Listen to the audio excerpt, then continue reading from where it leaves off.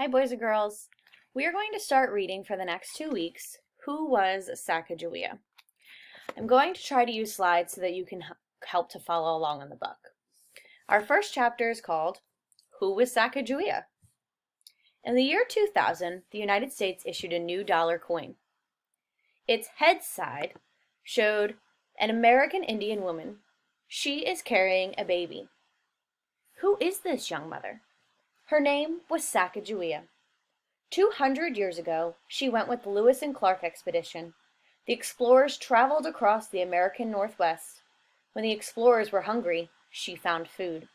When they met Indians along the way, she acted as translator. Thanks to Sacagawea's help, the expedition was a success.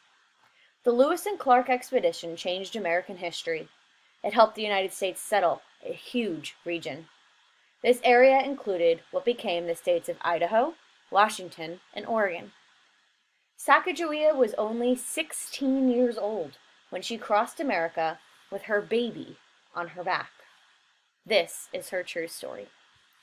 This is a picture just to give you a better idea of how she traveled, and we'll learn even more because there's some more specific details, but this is where her son stayed and she carried him on her back.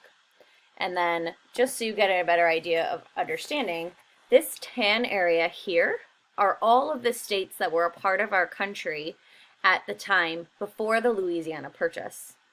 The white area is the Louisiana Purchase, which you're going to be learning more about, but essentially it's an area of land purchased by Thomas Jefferson during his presidency. And the area that Sacagawea helped to explore was part of the Louisiana Purchase, as well as Idaho, Oregon, and Washington. So this is a very important journey and expedition in our nation's history. Sacagawea was born in what is now Idaho in 1789 or 1790. They didn't really have maps and paper and documents like we do today. She was a Shoshone Indian. Her tribe lived along the Bitterroot Range of the Rocky Mountains. They often camped near the Snake River, so they were also called the Snake Indians. This is to show you kind of where she lived, and our next slide is going to zoom in even further to that state of Idaho. Here's Snake River, and then this is kind of the area that her tribe lived. I'm just going to move this picture up a bit. Here's where Snake River is. You can see the Rocky Mountains in the background. So you can see a little bit more of what the area and the land looked like for her tribe. This shows you a little bit of her camp. I'm not sure how clearly you can see that. As a child, she had many different names. This was common for young Indians. In time, she became known as Sacagawea. Sacagawea means bird, and Wea means woman. So her name means bird woman. She may have been called bird woman because she was small and moved quickly like a bird. Sacagawea had an older brother named Kameawit. She also had another brother and sister. Her family lived in a tent called a teepee. The Shoshone were peaceful wanderers. So I'm going to show you the teepees. These teepees were made mostly of buffalo skin on the outside. Sorry about that. Mostly a buffalo skin on the outside, and this is just a glimpse on the inside. So they had these smoke flaps at the top that could be opened and closed so that when they made a fire inside to keep them warm, the smoke would be able to exit their teepee. They had lacing pins that were removed. So here you can see the pins going straight across, and then you would remove those to open the teepee, especially if you needed to fold the teepee up and take it down. This was a shelter that was very easy to set up, take down, travel with, and set up again. They had backrests to lean against. They did have their own form of medicines, and then they had their own little entranceway. So there's also a little diagram in our book. Between May and September, the Shoshone camped along streams. They fished for salmon and trout. In the fall, they packed their teepees onto horses. They then headed east to the plains of present-day Montana. There, the men hunted buffalo, riding on horseback, and using bows and arrows. Okay, so again, they hunted, they fished for salmon and trout. And then when they moved towards Montana, they were more on horseback with bows and arrows, and they were hunting these buffalo. And again, that's the skin that they used for their teepee. The weather was often very cold, so Shoshone men, women, and children needed lots of warm clothing. Sacagawea wore a dress and leggings that were made of deer skin. So here's a picture of her dress. And again, just like they used the skin of the buffalo, they also used skin from deer. That's why it's like a lighter brown. So this is what kind of like her dress would have looked like. And then her pants would have been a very similar color. Over these went a knee-length robe made from buffalo hide, which would be similar to this. Those robes became her blankets at night. Her warm winter shoes were made from buffalo hide with the woolly hair on the inside. Her clothes were decorated with beads and porcupine quills. Could you imagine having pointy quills on it? So I just want you to imagine for a second, and I'm just going to kind of draw a picture. If this is the skin of an animal, let's say this is where their organs are, like their heart, and then the outside is where the fur is. When they make the shoe, they roll the fur on the inside.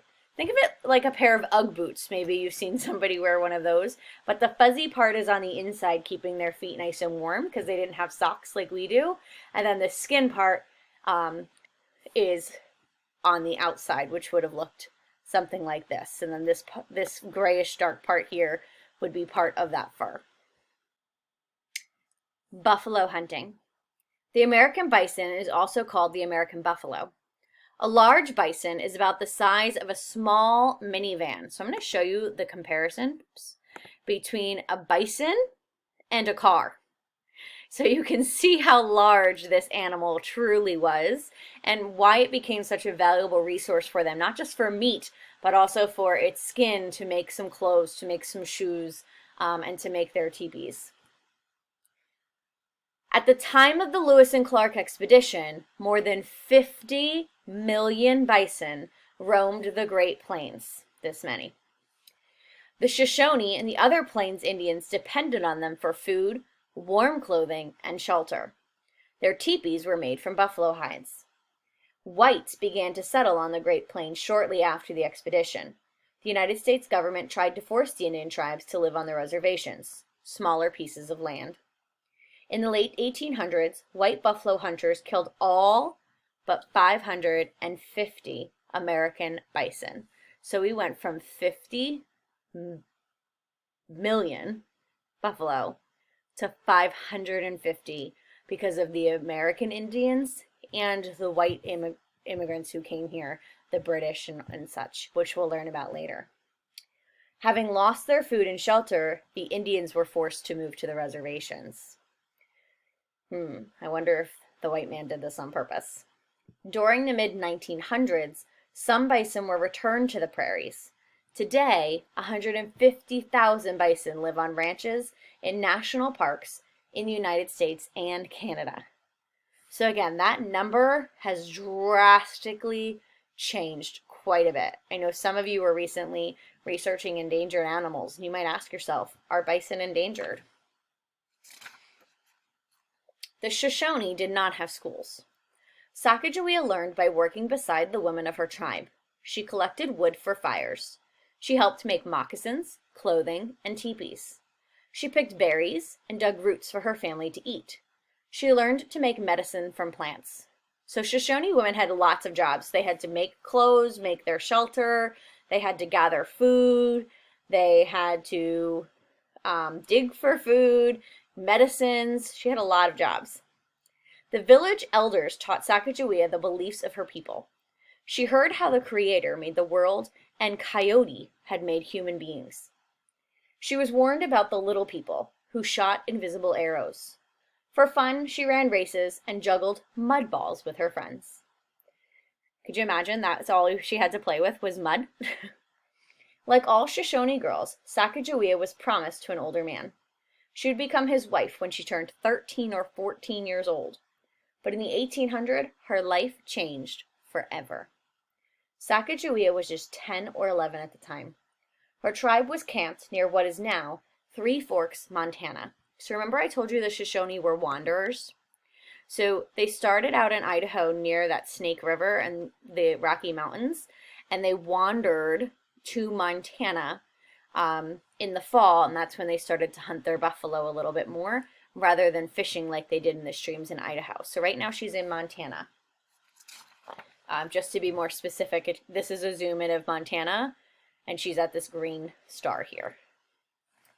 Suddenly, Minnetree Indians attacked. This enemy tribe had guns. The Shoshone only had bows and arrows. 15 of Sacagawea's people died in the attack. The rest fled to the woods. The Minnetree chased them, taking women and children prisoner. Sacagawea was running across the river when a warrior grabbed her. He pulled her onto his horse and rode away. Her best friend was also captured.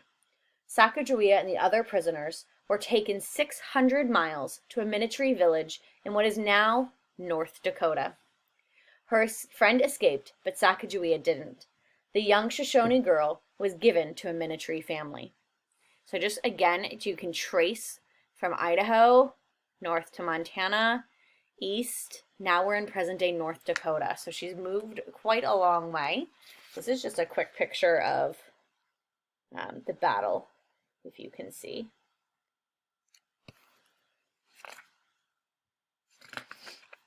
Sacagawea was a prisoner among strangers. She was hundreds of miles from home. She missed her family. She did not even know if they were still alive. A fur trader from Canada, so this is Canada up here, a fur trader came from Canada, who often visited the village where Sacagawea now lived. His name was Toussaint Charbonneau. Charbonneau was 3 times as old as Birdwoman, so if she's 10, he's 30. The Minnetree traded her to him. Just like that, Sacagawea became one of his Indian wives. Now she belonged to another stranger. So now, this stranger who lives in Canada owns her. Sacagawea and her husband settled in a village of Mandan and Minnetree Indians. By the age of about 15, she was expecting a child. Her baby was not yet born when some strangers arrived in the village. Once again, Birdwoman's life was about to change forever. Here's a picture of Sacagawea, the Minnetree chief, and her now husband, who kind of bargained for her. So again, we're going to meet some new strangers. These new strangers are going to be called Lewis and Clark, and we're going to learn more about them and read chapter 2 tomorrow. I hope you enjoy this book. It really goes along with what we're studying, and it's really interesting to see what kind of they went through and how our country kind of developed into what it is today. Okay, see you guys tomorrow.